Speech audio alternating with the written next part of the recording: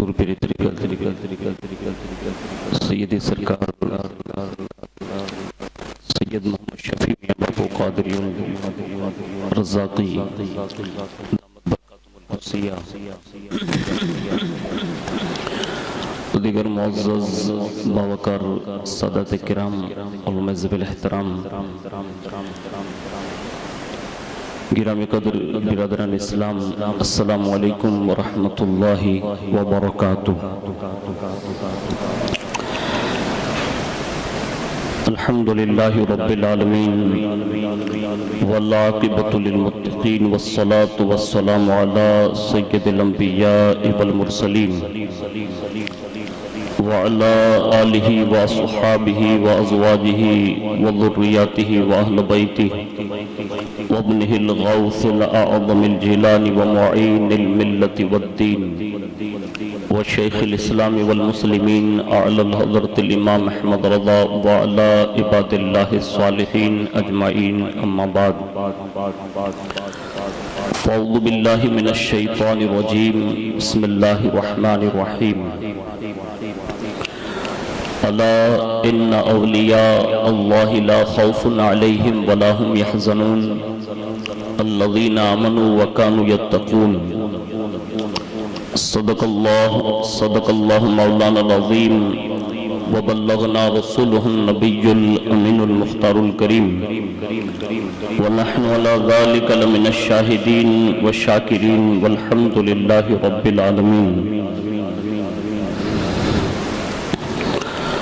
آئیے سب سے پہلے مذہب اہل سنت والجماعت یعنی کہ مسلک اعلیٰ حضرت کے قدیم دستور کے مطابق ہم سب کے آقا و مولا حضور سراپا نور سیدنا محمد الرسول اللہ صلی اللہ تعالیٰ علیہ وآلہ وسلم کی بارگاہ پر نور میں جی لگا کر درود پاک کی نظریں پیش کر لیں۔ اللہم صلی علی سیدنا مولانا محمد معدن الجود والکرم وعلی آلہ وصحابہ وبارک وسلم۔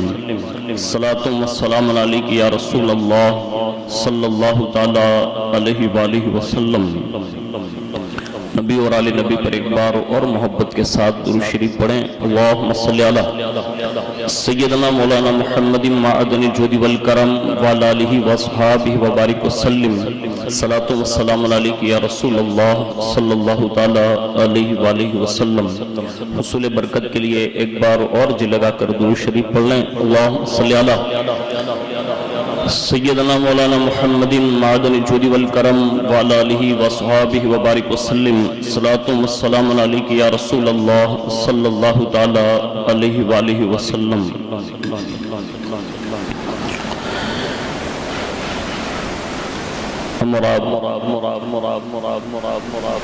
کائنات کی ایک عبقری شخصیت میری مراد حضور سیدنا مخدوم السمنانی رحمت اللہ تعالی علیہ کی بارگاہ میں خراج پیش کرنے کی غرض سے ہم اور آپ حاضری کی سعادت حاصل کر رہے ہیں۔ اللہ رب العزت ان کے فیوز و برکات سے ہم سب کے سینوں کو منور فرمائیں۔ اللہ ہمارے ایمان اور عقیدے کی حفاظت فرمائیں اور ان کے مخدومی مشن پر عمل کرتے ہوئے زندگی گزارنے کی توفیق عطا فرمائیں۔ کسی نے بارگاہ مخدومی میں اپنا خراج پیش کرتے ہوئے یوں عرض کیا ہے کہ اشرفی سلسلے کی بڑی شان ہے، اشرفی سلسلے کی بڑی شان ہے، یہ رسول خدا کا ہی فیضان ہے۔ اس لیے کہ اشرفی ہونا یہ بھی مقدر کی بات ہے، اس لیے کہ حضور مخدوم پاک رحمت اللہ تعالی علیہ نے جتنی جد و جہد، محنت اور کوشش اور جستجو کے بعد اس سلسلے کی جو بنیاد ڈالی اور اس سلسلے کو جو فروغ عطا فرمایا، کائنات میں آپ تاریخ اٹھا کر دیکھ لیں، ایسا لگتا ہے کہ پوری کائنات میں آج بھی اگر کسی کے دلوں پر قبضہ ہے تو اسے سلسلہ اشرفیہ کہتے ہیں، اور یہ کوئی مبالغہ نہیں ہے۔ آج بھی الحمدللہ ہندوستان میں شیخ الاسلام والمسلمین اگر کسی کا بیٹا ہے تو وہ مخدوم سمنا کا بیٹا ہے۔ اگر آج بھی رئیس المحققین کسی کا بیٹا ہے تو حقیقی معنوں میں وہ حضور مخدوم سمنا کا بیٹا ہے. دین کا غازی آج بھی کوئی اگر اول نمبر پر نظر آتا ہے تو وہ بھی مخدوم سمنا کا بیٹا ہے. اور کائنات کے جناتوں پر آج بھی اگر اینی ٹائم جناتوں پر بھی کوئی قابض ہے تو وہ بھی مخدوم سمنا کا بیٹا ہے، جسے ہم اور آپ رئیس ملت و دین کھمبا شریف والے کہتے ہیں. یعنی کائنات میں الحمدللہ پورے مخدوم پاک کے جتنے بھی شہزادے ہوئے، سلسلہ اشرفیہ کی ایک عبقری شخصیت جیسے ہم اور آپ بریلی شریف میں اعلیٰ حضرت کو جانتے ہیں، اسی طرح ایک اعلیٰ حضرت خانوادہ اشرفیہ میں بھی موجود ہیں. یہ ہماری اور آپ کی خوش بختی ہے اور اللہ اور اس کے رسول کا خاص کرم ہے کہ اللہ رب العزت نے ایسی بابرکت شخصیت کی بارگاہ میں ہمیں خراج پیش کرنے کے لیے سعادت عطا فرمائی، اور آپ سب بڑی محبت کے ساتھ حاضر ہیں. ان کا ایک ذکر کرتے ہوئے شاعر نے کہا ہے کہ تخت چھوڑ کر غوث العالم ہوئے، تخت چھوڑ کر غوث العالم ہوئے، میرے اشرف تو عالم کے سلطان ہیں، میرے اشرف تو عالم کے سلطان ہیں. ایک بار بڑی محبت کے ساتھ درود شریف پیش کر لیں. اللہم صلی علی سیدنا مولانا محمد معدن الجود والکرم وعلی آلہ وصحابہ وبارک وسلم. صلاۃ و سلام علیک یا رسول اللہ صلی اللہ تعالی علیہ وآلہ وسلم. مخدوم پاک رحمت اللہ تعالی علیہ کی ولادت باسعادت سن ہجری 688 یا 708 ہجری میں ہوئی. آپ کے والد و ماجد کا نام مبارک حضرت سلطان سید ابراہیم رحمت اللہ تعالی علیہ ہیں. یعنی ایک تو خانوادے کے طور پر بھی اور اللہ نے نظام حکومت بھی یعنی سلطانی بھی اگر کسی کو جاگیر میں عطا فرمائی ہے تو وہ مخدوم سمنانی علیہ رحمہ، یعنی پیدا ہوتے ہی بادشاہ کے بیٹے ہیں. تو سلطان ابراہیم رحمت اللہ تعالی علیہ کے صاحبزادے تھے اور والدہ ماجدہ کا نام حضرت بی بی سیدہ خدیجہ رضی اللہ تبارک و تعالی عنہا تھی، جنہیں رابعہ ثانیہ کہا جاتا تھا، یعنی اپنے زمانے کی ولیہ تھی. اور آپ کی عمر شریف ٹوٹل حضرت مخدوم پاک رحمت اللہ تعالی علیہ کی روایتوں میں ہے کہ کم و بیش 100 سال یا ایک روایت کے مطابق 120 سال ہوئی، یعنی اتنا طویل عرصہ اس فرش گدی پر آپ نے بتایا. آج بھی مزار شریف کیچھوچھا مقدس شریف میں جو سینکڑوں لوگ جیسے ہم اور آپ ظاہری طور پر جو لوگوں کو دیکھ رہے ہیں اس سے کئی گنا زیادہ باطینی طور پر آپ نے اپنی ظاہری زندگی میں کیچھوچھا مقدسہ میں حاضری سے پہلے یہ ارشاد فرمایا تھا کہ یہ وہ جگہ ہیں کہ جہاں ایک زمانے میں لوگ غوث، قطب، ابدال، اوتاد، رجال الغیب جیسے لوگوں کی بڑی کثرت دیکھنے کے لیے آئیں گے. اور آج بھی الحمدللہ وہ روحانی پس منظر ہوتا ہے کہ جس کو دنیا آج بھی یاد کرتی ہیں. ہم انہی کی بارگاہ میں چند باتیں لے کر حاضر ہوئے ہیں. اللہ کرے ان کی سیرت مبارکہ میں سے اگر کوئی گوشہ ہمیں اور آپ کو پسند آ جائیں اور ان کی زندگی میں جو انہوں نے عمل کر کے دکھایا، کما حق کہوں میں ایسا تو نہیں کر سکتے لیکن ان کے نقش قدم پر ضرور چل سکتے ہیں. پہلا یہ کہ حضرت سیدنا سلطان سید ابراہیم رحمت اللہ تعالی علیہ، اللہ تبارک و تعالیٰ نے انہیں آبا و اجداد میں جو سلطانی عطا فرمائی تھی تو ایک زمانے میں آپ کے والد بزرگ بار سلطان الوقت بنے، اور آپ کے القابات میں یہ شامل ہے کہ سلطان السلاطین یعنی اس زمانے کے بادشاہوں میں بھی کوئی سلطان وقت نظر آتے تھے تو وہ سید ابراہیم نظر آتے تھے، تو سلطان الوقت تھے. لیکن جتنی طاقت زیادہ تھی اس طاقت کے بلبوتے پر انہوں نے جو کام کیا نا وہ دین مصطفیٰ کا کام کیا. آج ہماری اور آپ کی سوچ پر جو کم ظرفی کی بنیاد پر یا غفلت کی بنیاد پر ہمیں اور آپ کو یہ سمجھ میں نہیں آ رہا ہے، حقیقت میں سید سلطان ابراہیم رحمت اللہ تعالی علیہ نے اپنے زمانے میں 1000 کے قریب یا 2000 کے قریب مدرسے قائم کیے، اور اس میں ہر مدرسے میں ایک مدرسے میں نہیں ہر مدرسے میں 2000 سے زائد بچے پڑھا کرتے تھے. یعنی جن کے مدرسے 2000 یا 1000 کی تعداد میں اس میں بھی 2000 بچے پتہ یہ دیا کہ اگر طاقت مل جائے نا تو اس طاقت کا یوز دین مصطفیٰ کے لیے کرنا چاہیے. تو ہمیں اور آپ کو یہ چاہیے کہ ہمیں اور آپ کو بھی اپنے علاقوں میں مدرسوں کی شروعات کرانی چاہیے، چھوٹے چھوٹے بچوں کی فکر کرتے ہوئے. یہ مخدوم پاک کے والد بزرگوار کا مشن تھا. اس کے سوا 2000 جلیل القدر علماء ہر وقت صاحب فتویٰ آپ کی بارگاہ میں رہتے تھے. یعنی جب بھی کوئی مسائل پیش آتے تو فوری طور پر ان علماء کی بارگاہ میں رجوع کیا جاتا اور وہ فیصلہ فرماتے. 2000 یہاں تک کہ آپ نے اس چیز کو اتنا فروغ دیا کہ دنیا کبھی اس کا تصور پیش نہیں کر سکتی.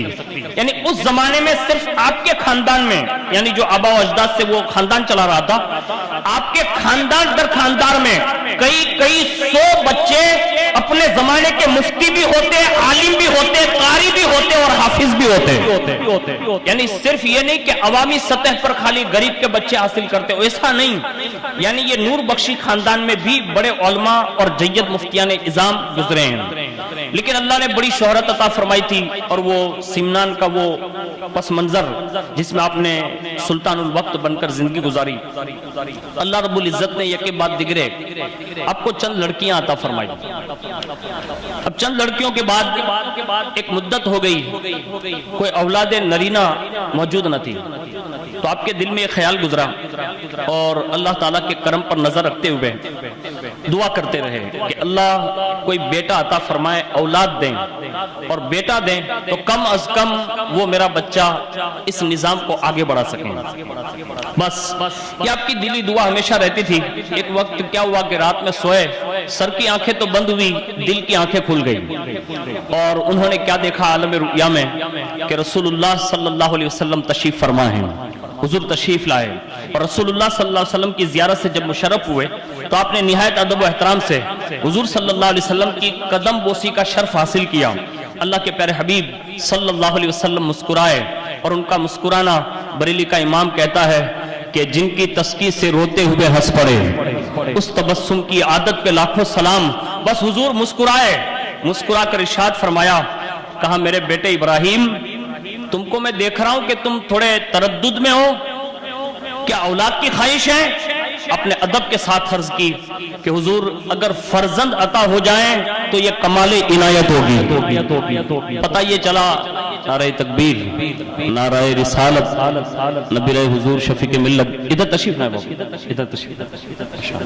ایک مرتبہ درود شریف پڑھ لیں. اللہم صلی علی سیدنا مولانا محمد معدن الجود والکرم وعلی آلہ وصحابہ وبارک وسلم.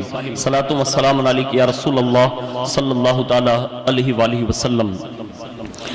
تو میں یہ عرض کر رہا تھا کہ انہوں نے حضور کی بارگاہ میں ادباً عرض کیا کہ حضور اگر فرزند عطا ہو جائیں تو کمال عنایت ہوگی. حضور صلی اللہ علیہ وسلم نے ارشاد فرمایا کہ سید، اللہ تعالیٰ تم کو ایک نہیں 2 بیٹے عطا فرمائے گا. 2 بیٹوں کی بشارت دی اور فرمایا سید سلطان ابراہیم، ایک بیٹے کا نام اشرف رکھنا، دوسرے بیٹے کا نام محمد عارف رکھنا، لیکن تمہارا جو پہلا بیٹا اشرف ہوگا، کہا ہاں، کہا وہ صرف ظاہری سلطان نہیں ہوگا، کہا تو، کہا وہ ظاہری باطنی وقت کا سلطان وقت ہوگا. یعنی یہ دونوں دنیا میں کام کرے گا، یعنی ظاہر پر بھی کام کرے گا اور باطن پر بھی کام کرے گا، یعنی عالم روحانیت پر بھی کام کرے گا. حضور نے یہ بشارت عطا فرمائی اور اس کے بعد حضور صلی اللہ علیہ وسلم تشریف لے گئے. بڑی خوشی کی انتہا نہ رہی.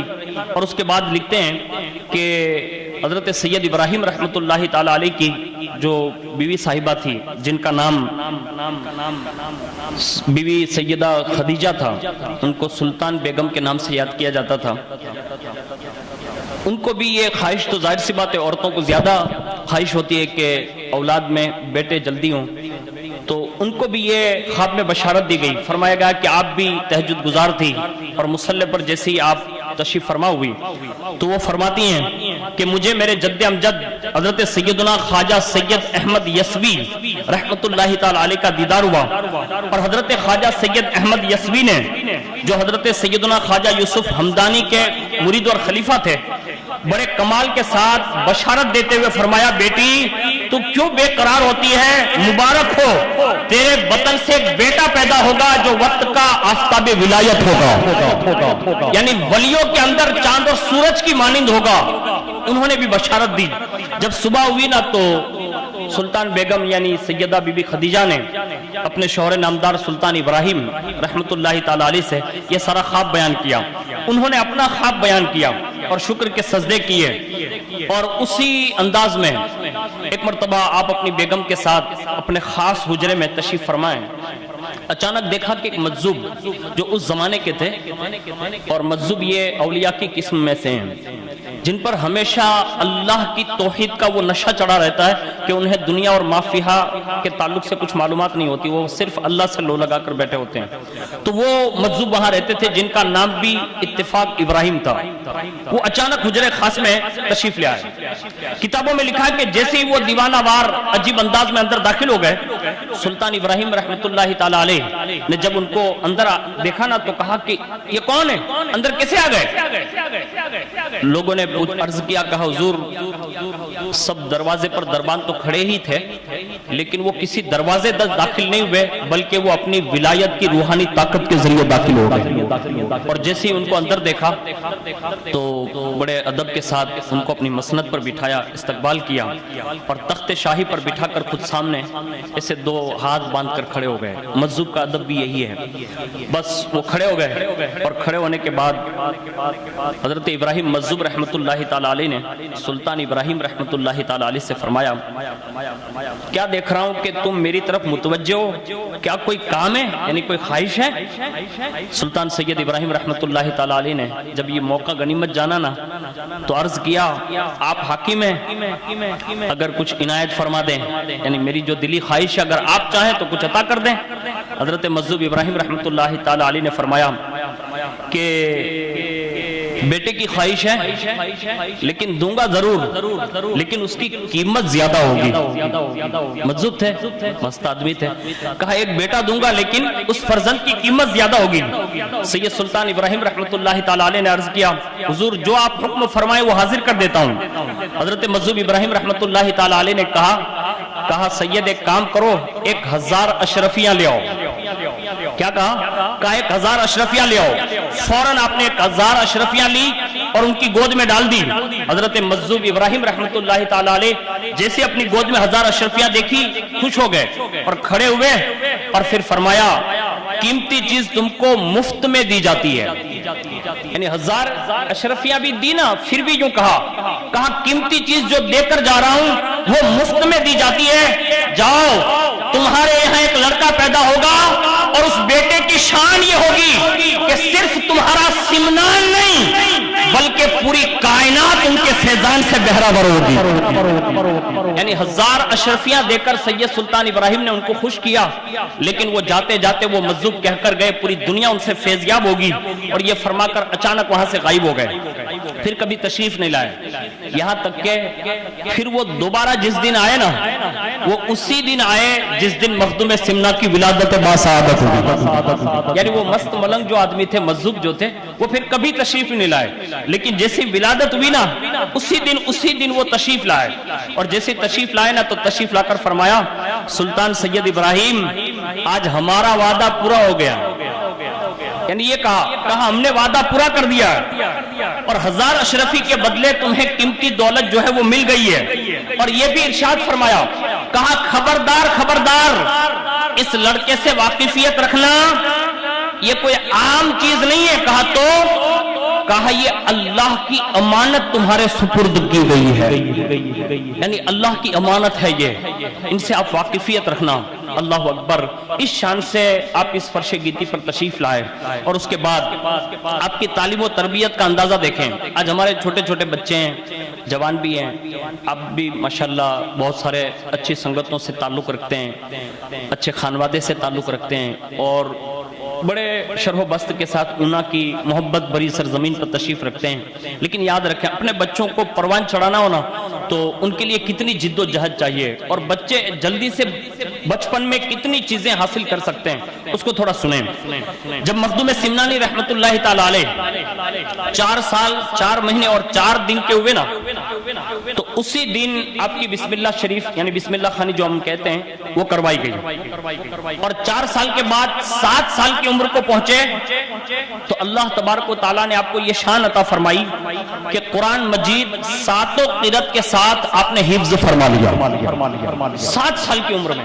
یعنی مخدوم پاک کا بچپن ہمیں یہ دعوت دیتا ہے کہ اگر ہم نے بچوں پر دھیان دیا اور بچوں پر توجہ دی تو ہمارا بچہ بچپن میں ہی ایسی ساری نعمتوں سے سرفراز ہو سکتا ہے۔ لیکن ہمارے یہاں بہت کم لوگ ایسے ہوں گے جو بچپن سے بچوں کو مطلب گائیڈ کرتے ہوں، اس لیے ہمیں اور آپ کو چاہیے کہ اپنے بچوں کے حوالے سے احساس مند رہیں، اس لیے کہ ان کا بچپنا جو 7 سال کا ہوتا ہے نا، خاص کر کے حدیث شریف کا مفہوم ہے کہ جب 7 سال کا بچہ ہو جائے تو نماز کی ترغیب دلاؤ، 10 سال کا ہو جائے تو فرمایا مار کر پڑھاؤ۔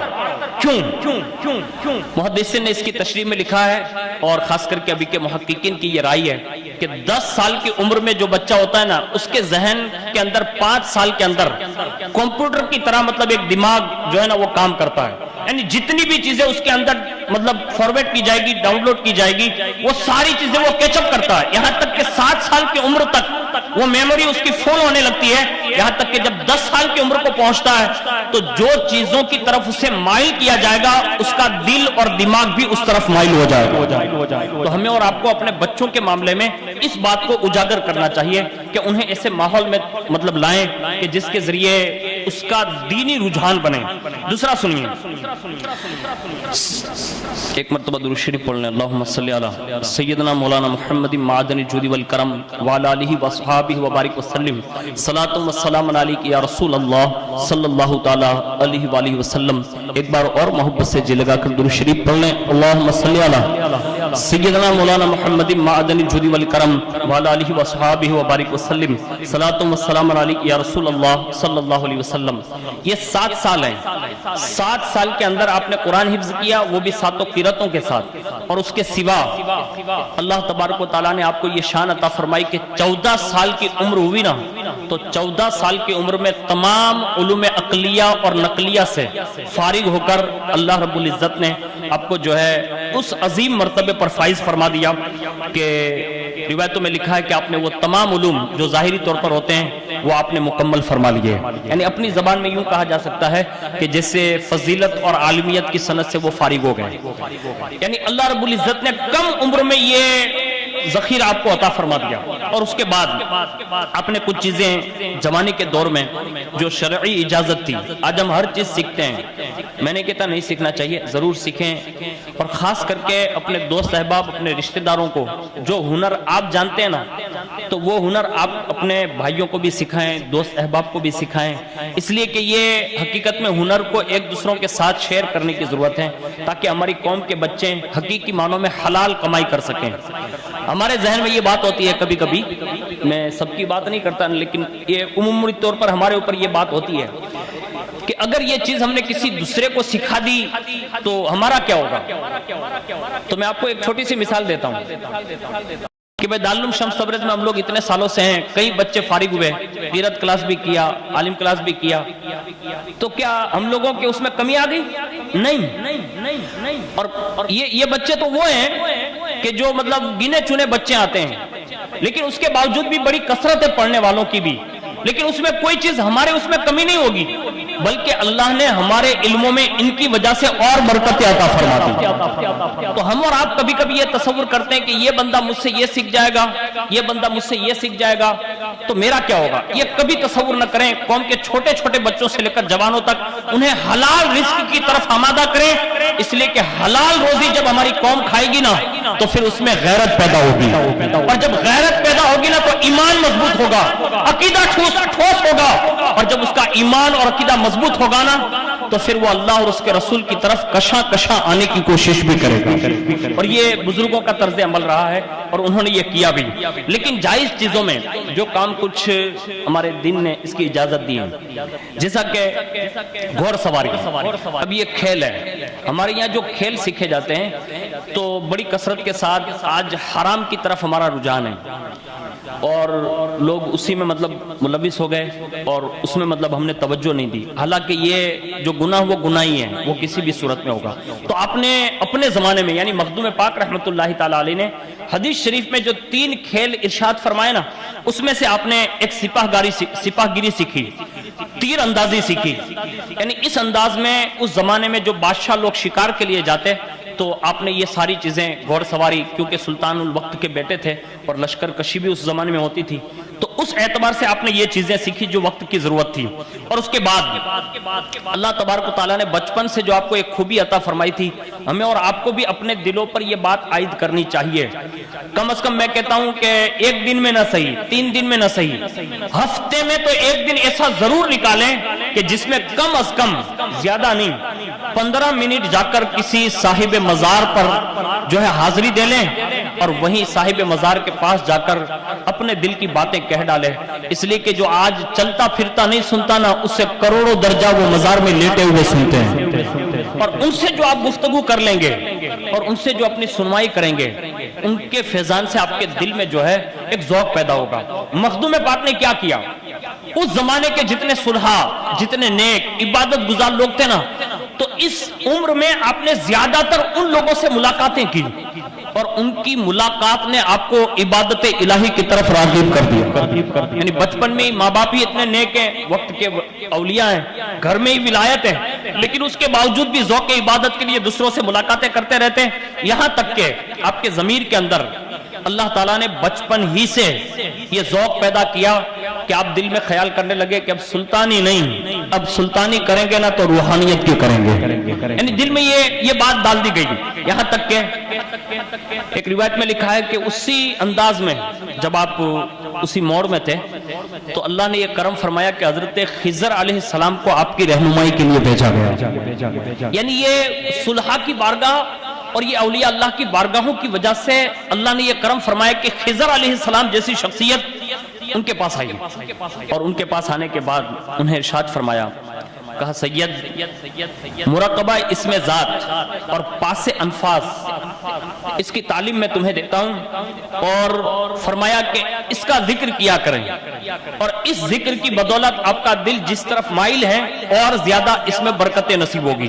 یعنی اپنی سادی زبان میں اس کو، جو تصوف کی زبان ہے، اس کو یوں کہا جا سکتا ہے کہ لفظ اللہ جو لکھا ہوتا ہے اس کا تصور دل میں بٹھا دینا، اور سانس جو ہم لیتے ہیں تو سانس میں بھی لفظ اللہ کی آواز آئے، سانس لے تو بھی آواز آئے، سانس نکلے تو بھی آواز آئے۔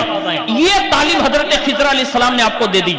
چند روز ہوئے نا تو رب نے پھر کرم فرمایا، کہا خضر نے تو مراقبے کا ذات اسمی باری تعالیٰ کا تو وہ جو ہے پاس انفاس تو دیا ہے، تعلیم دی ہے، لیکن حضرت کبار تابعین میں سے جو مولا کائنات کی صحبت یافتہ ہیں، اللہ اکبر، مولا کائنات سے ان کی ملاقات ہے، فاروق اعظم کی ملاقات ہے، اور دور رسول نبی صلی اللہ علیہ وسلم کا حصہ ضرور پایا لیکن ملاقات مطلب نہیں کی۔ اتنی بڑی شخصیت حضرت اویس سے کرنی رضی اللہ تعالیٰ عنہ کو بھیجا، کہا تم بھی جا کر سید اشرف کی تعلیم کے لیے چلے جاؤ، تو ان کی تربیت کے لیے انہیں بھیجا گیا، اور جیسے وہ تشریف لائے تو سلسلہ اویسیہ کے جتنے اذکار تھے یعنی ذکر جو تھے وہ عطا فرمائے۔ اب یہاں سے میں آپ کو ایک بات بتا رہا ہوں، آپ کے لیے نہیں کہہ رہا ہوں، ہم سب کے لیے کہہ رہے ہیں، اپنے لیے بھی، آپ کے لیے بھی، پوری دنیا کے لیے بھی۔ اب تھوڑا غور کریں گے تو آپ کو اس کا احساس ہوگا۔ صحیح صحیح بتانا، مہینہ دن ہو گیا ہوگا یا تو میں یہ سمجھتا ہوں 6 مہینہ ہو گیا ہوگا، بڑی مشکل سے ہم کسی ذکر کی محفل میں بیٹھے ہوں۔ آپ خود احتساب کریں، میں اپنی بات بتا رہا ہوں، کئی مہینے ہو گئے، یعنی وہ ذکر الہی جو کرتے ہیں نا، اللہ اللہ، ایسی محفلیں ہمیں نہیں میسر ہے یار۔ یعنی اللہ کا نام جو حقیقت میں دل پہ اثر کارک ہوتا ہے نا، وہ ذکر کی محفل ہے۔ آج ہم اس سے محروم ہو گئے۔ آج کہیں بڑی مشکل سے کوئی جگہ، جیسے الحمدللہ جہاں جہاں بھی بزرگوں کے آراس ہوتے ہیں تو آج بھی وہ چیزیں رائج ہیں کہ جہاں ذکر الہی مزار شریف میں کرایا جاتا ہے۔ 1 سال قبل حضور زاہد میاں بابا رحمۃ اللہ تعالیٰ علیہ کے مزار پر ہم لوگ حاضر تھے، اور سید محمد ظہیر الدین بابو قادری ٹیمبی سے تشریف لائے تھے اور انہوں نے ذکر کرایا تھا۔ تو یہ محفلیں جو ہے نا، یہ آج بھی ہمارے پاس ہے، لیکن ہم نے اس کی قدر نہیں کی۔ آپ کہیں گے برکاتی وہ کہاں ملے گی؟ آج الحمدللہ صدیوں سے دعوت اسلامی الحمدللہ صدیوں سے ہفتہ واری اجتماع کراتی ہے. یہ کیا ہے؟ یہ ذکر الہی، یہ مخدوم پاک کا فیضان ہی ہے. ہمیں اور آپ کو چاہیے کہ کبھی وقت ملے، اللہ توفیق دیں، جایا کریں، اس لیے کہ ہمارا اور آپ کا مشن یہ ہونا چاہیے کہ ہمارے بزرگوں نے جو کام کیا نا اس کو ہمیں کرنا ہوگا. اور اگر آپ کہیں اجتماع میں نہیں جا سکتے، کہیں مسجد میں نماز پڑھنے کے لیے جا رہے ہیں یا مزار شریف پر حاضری دے رہے ہیں، وہیں بیٹھ کے 100 مرتبہ ذکر الہی زور سے ضرب لگا کر اب ذکر الہی کر کے دیکھیں. اس کی اتنی بڑی برکتیں میں نے اپنے مشائخ حضور رئیس ملت و دین سے سنا ہے کہ اگر ذکر صحیح معنوں میں خلوص و للہیت کے ساتھ کیا جائے نا تو دل کے سارے حجابات ٹوٹ سکتے ہیں، یعنی ہٹ سکتے ہیں وہ حجابات. اور دل صاف کرنے کا سب سے بہترین اگر کوئی آلہ کار ہے نا تو وہ ذکر الہی ہے. اور ہمارے اسلاف نے جو پوری جنگلوں میں حق ہو کے جو نعرے لگائے نا وہ ایسے ہی نہیں تھے، بلکہ ان کے دل کے وہ صاف اور وہ روشن آئینہ بن گئے کہ پھر ان کے سامنے آنے والا جیسے ہی وہ سامنے بیٹھ جاتا ایک نگاہ پڑتی، دل کی وہ روحانی کرن پڑتی تھی، وہی بیٹھے بیٹھے ولایت کی منزلیں طے کروا دی جاتی، کیونکہ ان کے دل جو ہے نا وہ صاف ہو جاتے تھے. انہی میں سے آپ نے ذکر الہی میں مداومت اختیار کر لی، یہاں تک کہ جب 15 سال کی عمر ہوئی تو فرمایا گیا کہ آپ کے والد بزرگوار کا انتقال ہو گیا اور آپ نے تخت سمنان پر آپ براجمان ہوئے. اور اس زمانے میں جو سکہ بھی چلتا تھا نا تو آپ کو سن کر حیرت ہوگی کہ اس زمانے کا سکہ بھی مخدوم سمنانی علیہ رحمہ کے خاندان کا چلتا تھا. یعنی یہ سکہ رائج تھا، آپ کے نام سے یہ سکے رائج ہوتے تھے. تو آپ کو تخت سلطانی پر سمنانی پر براجمان ہونے کا موقع ملا. ایک زمانے تک آپ نے عدل سے کام لیا، یعنی بادشاہ بنے ظاہری طور پر، جو آپ کے والد بزرگوار کے وصال پر آپ کو ورثے میں ملی سلطانی، بادشاہ بنے. اب مجھے بتاؤ، صدیاں بیت گئی نا مخدوم سمنانی کی سلطانی کو، صدیاں بیت گئی ہے. دل کھول کر بتانا، صحیح بتانا، صدیوں کے بعد بھی خانوادہ اشرفیہ کا چھوٹا سا بھی بچہ آج بھی تاج اشرفی پہن کر نکلتا ہے نا تو دیکھ کر لوگ یہ کہتے ہیں کہ وقت کا سلطان لگتا ہے. میں کہتا ہوں کیوں لگتا ہے؟ یہ آبا و اجداد نے جو قربانی دی ہے نا، اور پھر وہ سلطانی تو کی سالوں تک، اور سالوں تک سلطانی کرنے کے بعد دل میں یہ خیال آیا کہ میرا جو روٹ ہے، یعنی مجھے جس طرف جانا ہے، یہ اس میں رہتے ہوئے تو یہ کام نہیں ہو پائے گا. یعنی دل میں یہ خیال گزرا. اللہ اکبر. یہ خیال گزرتے ہی دوسری بار حضرت خضر علیہ السلام نے سلطان ہونے کے وقت میں حاضری دی، دوسری بار، اور فرمایا سید. کہا کیا؟ کہا کچھ دنوں کے لیے تخت شاہی پر رہیں، اس کے بعد جو مناسب ہوگا وہ دیکھا جائے گا. یعنی اشارہ کیا کہ اب تمہیں یہاں ہمیشہ یہ سلطانی نہیں کرنی ہے، تمہیں تو وہ سلطانی کرنی ہے. اشارہ کیا. اور اس کے بعد مخدوم سمنا علیہ رحمہ نے اس سلطانی سے ہٹ کر، یعنی ظاہری سلطانی سے ہٹ کر جو باطنی سلطانی فرمائی ہے. اللہ اکبر. آپ اندازہ نہیں لگا سکتے. میں ایک واقعہ پیش کر کے اپنی گفتگو ختم کر دوں جس سے آپ اندازہ لگا سکتے ہیں کہ پھر انہوں نے کتنی منزلیں طے کی ہوگی اور کتنا عروج پایا ہوگا. مخدوم سمنا علیہ رحمہ کسی دورے پر ہیں اور اس دورے کے درمیان روایتوں میں لکھا ہے کہ مخدوم سمنا رحمۃ اللہ تعالی علیہ کے منہ بولے بیٹے جو حضور سیدنا غوث العظم دستگیر رضی اللہ تعالیٰ عنہ کے خانوادے سے تعلق رکھتے ہیں، حضرت سیدنا شاہ عبد الرزاق نور العین رحمۃ اللہ تعالیٰ علیہ، ان کو آپ نے منہ بولا بیٹا فرمایا تھا. اور اس کی وجہ یہ بنی تھی کہ آپ جب اپنے پیر و مرشد کی بارگاہ میں گئے تھے تو دل میں خیال یہ آیا، جب آپ اپنی لنگوٹ باندھ رہے تھے نا تو پیر و مرشد نے کہا تھوڑا مضبوط باندھنا.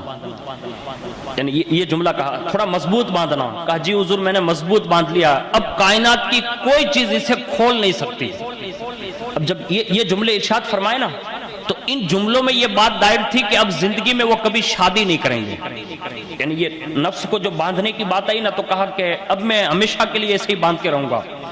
تھوڑے دن ہوئے نا تو دل میں خیال گزرا، کن کے؟ مخدوم پاک کے دل میں. کہا میں نے تو پیر سے یہ وعدہ لے لیا، یعنی بات کر لی ہے، اب میری نسل کے معاملات کیا ہوں گے؟ تو اللہ اکبر. پیر و مرشد نے دوسرے دن بشارت دی. کہا سید تیرے لیے میں نے ایک بیٹا طلب کر لیا ہے.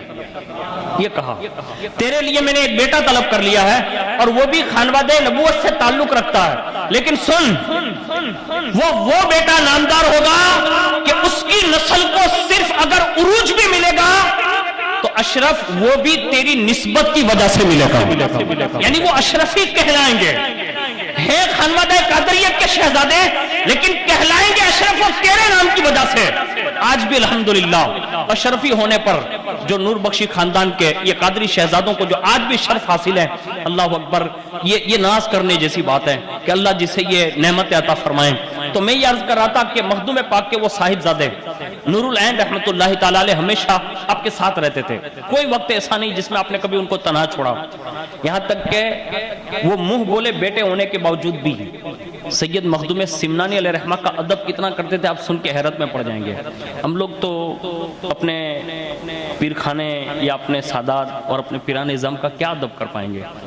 جن کو منہ بولا بیٹا بنایا تھا نا، نور العین رحمت اللہ تعالی علیہ کے بارے میں لکھا ہے کہ 20 سال تک مخدوم سمنا جب کسی برتن سے وضو کر لیتے تھے تو اس وضو کے بچے ہوئے پانی کو 20 سال تک نور العین پی جایا کرتے تھے، یعنی ان کے ہاتھ سے لگے ہوئے جو برتن تھے نا اس میں جو پانی ہوتا اس کو پی لیتے۔ آج ہمارے یہاں تو سندل شریف کا پانی بھی بڑی مشکل سے لوگ لے جاتے ہیں اور کہتے ہیں کہ آنے ہو کر چھو دوا نہ باٹلا 100 8 8 9 10 11 12 لائن میں جھوپا ہوئے۔ میں دواؤں کا مخالف نہیں ہوں، لیکن ایک عرض کر رہا ہوں کہ کچھ چیزیں ایسی ہوتی ہیں جو کسی کی نسبت کی وجہ سے پھر وہ کارگر ہوتی ہے کہ جو بڑی بڑی لیبورٹریوں کی دوائیاں کام نہیں کرتی نا، وہ کسی درویش کے لگے ہوئے ہاتھوں کا پانی کام کرتا ہے۔ یہ نور العین رحمت اللہ تعالی علیہ نے 20 سال تک وہ پانی پیا، ساتھ میں رہتے تھے۔ عجیب اتفاق ایسا ہوا کہ ایک بیماری میں مبتلا ہو گئے، اور جیسے وہ بیمار ہوئے تو ظاہر سی بات ہے کہ مخدوم پاک کو بڑی فکر لاحق ہوئی، کیونکہ ایک تو شہزادے اور دوسرے نمبر پہ یہ کہ پورے خاندان کا جو دار و مدار تھا، یعنی نسل اشرفی جو چلنے والی تھی، سلسلہ اشرفیہ کا عروج ہوتا تھا، وہ انہی پر منحصر تھا، تو بڑی فکر ہوئی۔ اب مریدوں سے بات چیت ہوئی، بڑے بڑے لوگوں نے مطلب اطباء پیش کیے، یہاں تک کہ روایتوں میں لکھا ہے کہ کم و بیش یمن تک کے جو ہے اطباء حاضر کیے گئے، اور اس وقت جو ہے ایک یونانی ڈاکٹر لایا گیا، اور اس یونانی ڈاکٹر نے جب نسخے کی بات کی تو مخدوم پاک کی بارگاہ میں حاضر ہو کر اس نے کہا کہ میں ان کو اچھا کروا سکتا ہوں، یعنی دوا ان کے لیے تجویز کر سکتا ہوں، لیکن ایک شرط ہے۔ کہا کیا؟ کہا اس کے لیے آپ کو یہ کام کرنا ہوگا کہ کسی انسان کا تازہ گوشت چاہیے مجھے، انسان کا تازہ گوشت لوتھڑا، اور وہ گوشت اگر مجھے آپ کہیں سے دلوا دیں وہ بھی انسان کا ہو اور وہ بھی تازہ ہو، تو میں اس سے ایک نسخہ جانتا ہوں اور وہ دوا بنے گی، اور وہ دوائی کے بعد جو ہے ان کی مالش ہوگی اور اس کے بعد ان کو یہ شفا مل سکتی ہے۔ آخری مطلب یہی ہے۔ مخدوم پاک بھی فرمانے لگے، کہا ڈاکٹر حکیم صاحب آپ نے جو نسخہ تجویز کیا ہے، کہا ہاں، کہا ہمارے یہاں ہم خود اپنے جسم کے مالک نہیں ہیں۔ کیا کہا؟ ہم خود اپنے جسم کے مالک نہیں، اپنے خون کے مالک نہیں، ہمارے یہاں شرعی اجازت یہ بھی نہیں ہے، تو ہم دوسرے بندے کا مطلب گوشت، وہ بھی میرے بیٹے کے لیے، تو یہ بیماری تو برداشت ہو سکتی ہے، کسی کا گوشت کاٹنا یہ اشرف سے برداشت نہیں ہو سکتا، یہ شریعت ہے۔ انہوں نے یہ کہہ دیا، کہا یہ نہیں ہو سکتا مجھ سے، تو کہا تو پھر مشکل ہے نسخہ بنانا۔ کہا خیر آپ نے اپنا نسخہ بتا دیا، آپ تشریف لے جائیں۔ وہ اپنے خیمے میں نکل گئے، اب رات کی تنہائی ہے، نور العین اپنی بیماری میں مبتلا ہیں، سب متفکر ہیں، مریدین خلفاء خود مخدوم پاک کو فکر ہیں۔ اللہ اکبر، اللہ کی قدرت دیکھیں۔ اسی رات میں اس حکیم کے خیمے پر ایک بندہ حاضر ہوا، اور اس کے ہاتھ میں جو ہے رومال ڈھکا ہوا کچھ ہے، اور اس نے کہا کہ آپ نے انسان کا گوشت مانگا تھا نا؟ کہا ہاں۔ کہا یہ پلیٹ میں ہے، ڈھکا ہوا پلیٹ دی، اور کہا اس میں ہے، اب جتنا گوشت اس میں سے چاہیں یوز کر لیں اور وہ نسخہ بنا لیں۔ اللہ اکبر، وہ حکیم کہتا ہے جیسے میں نے اپنے خیمے میں ان کی پلیٹ لی اور کھول کر ایسے دیکھا نا، تو ہلتا ہوا مطلب ہاتھ، یعنی تازہ ترین کٹا ہوا ہاتھ اس پلیٹ میں موجود تھا، اور جیسے اس پلیٹ میں دیکھا نا تو حکیم صاحب کی انتہا نہ رہی، کہ ہو نہ ہو یہ تازہ ترین کسی انسان کا ہاتھ کاٹا گیا ہے۔ بڑا تعجب بھی ہوا کہ ان کے ماننے والوں میں ایسے بھی لوگ رہتے ہیں کہ جو اپنے پیر و مرشد کے بیٹے کے لیے اتنی بڑی قربانی دے سکتے ہیں۔ بس خیر ڈاکٹر صاحب کا کام تھا، انہوں نے کر لیا، اور جیسے ہی رات کے اس آدھے پونے حصے میں مخدوم پاک رحمۃ اللہ تعالی علیہ کے صاحبزادے کے لیے وہ مالش کا تیل بنا کر لے آئے اور مالش کر دی۔ جب صبح میں مخدوم پاک کا دربار لگا اور سارے مریدین، معتقدین، خلفاء سب لوگ آ گئے، تو کیا دیکھا لوگوں نے کہ پہلی صف میں نور العین جلوہ فکر ہے۔ جیسے ہی مخدوم پاک کی نظر گئی تو فرمایا سید شفا مل گئی؟ کہا ہاں، وہ ڈاکٹر صاحب نے جو ہے وہ علاج معالجہ کیا اور اللہ نے شفا دے دی۔ کہا اچھا۔ حاکم کو بلایا، یعنی حکیم کو، اور بلا کر کہا کہ آپ کو گوشت تو ملا نہیں تھا کل؟ کہا ہاں۔ کہا پھر آپ نے دوا کیسے بنائی اور میرا بیٹا شفایاب کیسے ہو گیا؟ اللہ اکبر۔ اس وقت اس حکیم نے ایک جملہ کہا تھا، سننے کے قابل ہے۔ کہا کہ مجھے تو نہیں پتا، لیکن رات کی تنہائیوں میں میرے پاس ایک بندہ آیا تھا اور اس نے جو ہے کسی کا کٹا ہوا ہاتھ دیا تھا، اور اس ہاتھ کا گوشت میں نے جو ہے اس نسخے میں استعمال کیا اور انہیں شفا ہو گئی۔ اللہ اکبر۔ جیسے ہی مخدوم پاک نے یہ سنا نا کہ کسی کا کٹا ہوا ہاتھ ملا تھا، اب مرید تو سب ساتھ میں تھے، آج ہم اور آپ بھی مرید ہیں سب، لیکن پیر کی بات پر اشاروں کنایوں سے بھی پہلے اگر کوئی اپنی قربانی پیش کر دینا تو یہی ارادت مندی ہے، ورنہ خالی نام کے مرید ہونے سے کوئی فرق نہیں پڑتا۔ سنیں، اس وقت مخدوم پاک نے جب یہ سنانے کہ کسی بندے نے رات کی تنہائی میں اپنا ہاتھ کاٹ کر دیا ہے، اسی جگہ پر ارشاد فرمایا ہو نہ ہو یہ کام اگر کوئی کر سکتا ہے نا تو وہ محمد رومی کر سکتا ہے۔ یعنی روم کے قاضی تھے جن کا نام محمد تھا، وہ ایک زمانے میں مرید ہوئے تھے آپ کے اور آپ کے ساتھ ہو لیے تھے۔ کہا ہو نہ ہو یہ شیخ قاضی محمد رومی کا ہی کام ہے۔ جیسے ایک نظر ڈالی نا تو محمد رومی غائب تھے۔ کہا رومی کہاں ہے؟ کہا حضور وہ اپنے خیمے میں۔ کہا اٹھا کر لے آؤ۔ جیسے لوگ گئے نا تو ہاتھ رات میں کاٹ ڈالے تھے تو خون زیادہ بہ گیا تھا، بالکل بیمار کی طرح، مطلب بستر پر لیٹ گئے تھے، کافی خون بہ چکا تھا۔ تو نکاہت آ گئی، لوگوں نے ان کو اٹھایا اور اٹھا کر مخدوم پاک کی بارگاہ میں کہا کہ آپ کو بلایا جا رہا ہے۔ اب دیکھیں پیر کا ادب یہ بھی ہے کہ جب لے جانے لگے نا تو کانپنے لگے، کانپتے ہوئے کہا مجھے ڈر لگ رہا ہے۔ کہا کیوں؟ کہا کہ میں نے جب مرید میں بنا تھا نا، کہا ہاں، کہا میں نے مخدوم پاک کے ہاتھ میں ہاتھ دے کر اپنے آپ کو تو ان کے ہاتھ بیچ دیا تھا، یعنی اپنا پورا وجود اور اپنی مال و متاع سب کچھ جان یہ تو ان کے ہاتھوں بیچ دی ہے۔ اب مجھے ڈر یہ لگ رہا ہے کہ کہیں مخدوم سمنا مجھے یہ نہ پوچھ لیں کہ میں نے تجھے خرید لیا تھا، اب میری ملکیت میں سے تو نے ہاتھ کاٹ کے کیوں دے دیا، یعنی یہ سوال نہ ہو جائے اس لیے ڈر رہا ہوں۔ یہ سننے کے بعد مریدین کو اور زیادہ تعجب ہوا، لیکن کہا آپ چلیں۔ ان کو لے جایا گیا اور جیسے سامنے بٹھایا گیا مخدوم پاک رحمۃ اللہ تعالی علیہ کی بارگاہ میں، تو مخدوم پاک نے پہلا جملہ جو ان کے تعارف میں کہا نا، وہ جملہ یہ کہا محمد رومی آج تم نے جنید بغدادی کے مریدوں کی یاد تازہ کر دی۔ پہلا تعارف کا جملہ یہ تھا، کہا تم نے جنید بغدادی کے مریدوں کی طرح اپنے پیر سے محبت کی ہے، کھڑے ہو جاؤ۔ وہ کھڑے کیے گئے اور اس کے بعد روایت میں لکھا ہے کہ مخدوم پاک پر ایک کیفیت طاری ہوئی، اور جیسی کیفیت طاری ہوئی فرمایا قاضی زادہ کہاں ہے؟ لوگوں نے کہا حضور سامنے کھڑا ہے۔ کہا قریب لاؤ، بالکل قریب لائے۔ کہا قاضی زادہ کہاں ہے؟ کہا حضور بالکل ہو بہو آپ کے سامنے ہے۔ بس جب یہ کہا نا کہ بالکل آپ کے سامنے ہے، آپ نے قرآن عظیم کی ایک آیت پڑھی اور اپنی مقدس انگلی سے اسے اشارہ کیا کندھے کی طرف۔ ابھی مخدوم پاک کی آیت ختم ہوئی، اشارہ ختم ہوا، اللہ نے دوبارہ محمد رومی کو نیا ہاتھ عطا فرما دیا۔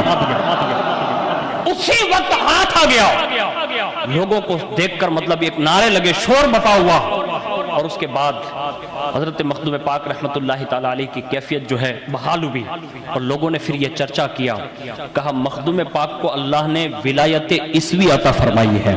یعنی اس انداز میں آپ نے تصرف فرمایا کہ آج ٹیکنالوجی مطلب ترقی کر گئی، پھر بھی کما حق کہوں ایسا ہاتھ تو نہیں بنا سکتی، یعنی نقلی ہاتھ بنتا ہے، پیر بنتا ہے، آنکھ بنتی ہے، لیکن کما حق کہوں ایسا نہیں بنتا۔ لیکن میرا سید اشرف اگر چاہے نا تو حقیقی دوبارہ ہاتھ عطا فرما دیتا ہے۔ تو یہ ان کی ولایتیں ہیں، یہ ان کی روحانی طاقتیں، حقیقی معنوں میں ان کی سلطانیت یہی ہے جس سے آج پوری دنیا فائدہ اٹھا رہی ہے۔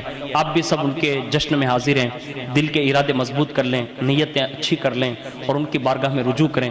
اللہ سے امید ہے کہ اللہ ان کے صدق و توسل سے انشاءاللہ دنیا میں بھی ہم سب کو کامیابی عطا فرمائے اور آخرت میں بھی سرخ روئی سے دو بالا فرمائے۔ آمین یا رب العالمین۔